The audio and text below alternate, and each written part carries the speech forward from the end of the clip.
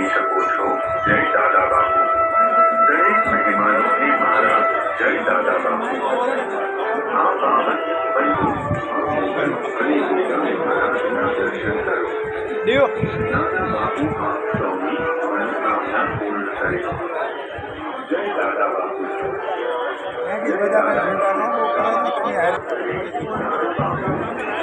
અમારા ઘરે સ્વયંસેવકોને સાથ અને આકાર આપશો। આરામ કોઈ કામ